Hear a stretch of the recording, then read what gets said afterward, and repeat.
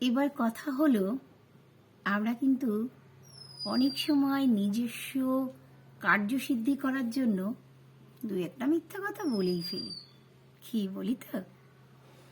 কারণ ধরুন, সেখানে আমি সত্যি কথাই বলছি, আমার বাড়িতে খুব একটা অসুবিধা, আমি সত্যি কথা বললাম যেটা আজকে আমি পারছি না করতে, কিন্তু তিনি মানতেই চাইছেন না। আমি কিন্তু সত্যি কথা বলেছি, আর তারপরে আমি সেই সুবিধাটা পেলাম না। তখন আমার মনে মনে কি হবে বলুন তো? দূর, সত্যি কথাটা না বললেই হতো, তাহলে আমি কাজটা করতে পারতাম।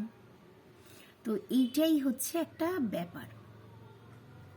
আমরা সবসময় জানি সবসময় সত্যি কথাই বলা উচিত, কিন্তু আমি এমন একটা অসুবিধায় পড়ে গেছি, সেখানে আমি সত্যি কথা বললে হয়তো সেই কাজটা উতরাতে পারবো না। তখন আমায় কি করতে হবে? সেই একটা উদাহরণ আছে না, সোজা আঙুলে যদি ঘি না ওঠে, আঙুলটাকে আমাকে একটু বাঁকা করতে হয়। তো বিষয়টা এইরকম। আমি সত্যি কথা বলছি, একদম খাঁটি সত্যি কথা বলছি, কিন্তু কেউ মানছেই না। তারপর মনে মনে একটা চিন্তা ভাবনা এলো, ঠিক আছে, দেখা যাক তো, কথাটাকে একটু এলোমেলো করে ঘুরিয়ে পেঁচিয়ে, মানে বিষয়টা আমার সত্যে বাস করছি, কিন্তু আমি যখন বলছি তখন আমাকে সেই বলা কথাটাকে এলোমেলো করে সাজিয়ে নিয়ে বলতে হচ্ছে। কারণ ওই যে ওর মধ্যে তো আমার কিছুটা স্বার্থ আছে। একদম পিওর সত্যি কথা বললে আমি সেই সুবিধাটুকু নাও পেতে পারি।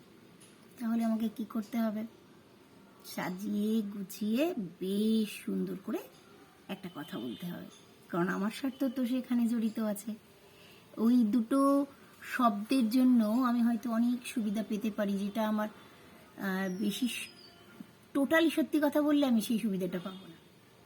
তাহলে আপনার কি মনে হয়, এই সত্য কথা আর এই মিথ্যা কথার ভেতরে কি সত্যিই কোনো অন্যায় আছে, কোনো ভুল আছে? আমার কিছু ক্ষেত্রে মনে হয় যে এইরকম দুই একটা কথা আমরা এলোমেলো করে বলতেই পারি, যেখানে আমার একটা বড় অসুবিধা, সেই অসুবিধাটাকে কাটানোর জন্য দুই একটা শব্দ এলোমেলো করে বসিয়ে যদি বলি, তাহলে হয়তো আমার সেই কাজটা হয়ে যাবে। তো আমরা ওটাকে বলা হয় জেনে শুনে মিথ্যা কথা বলা। আর আমরা মিথ্যা কথা কেন বলবো? সত্যে তো বাস করছি, আমরা বাস করছি সত্যে, কিন্তু আমার একটু সুবিধা নেওয়ার জন্য আমাকে কার্যক্ষেত্রে দুই একটা শব্দ এলোমেলো করে বসিয়ে বলতে হবে।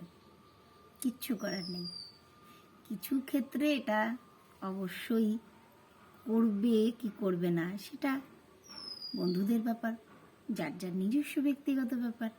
কিন্তু আমার চোখের সামনেই আজকে একটা এরকম ঘটনা হলো, তাই আমার মনে হলো আজকে এই বিষয়টা একটা মোটিভেশনে রাখা যাক।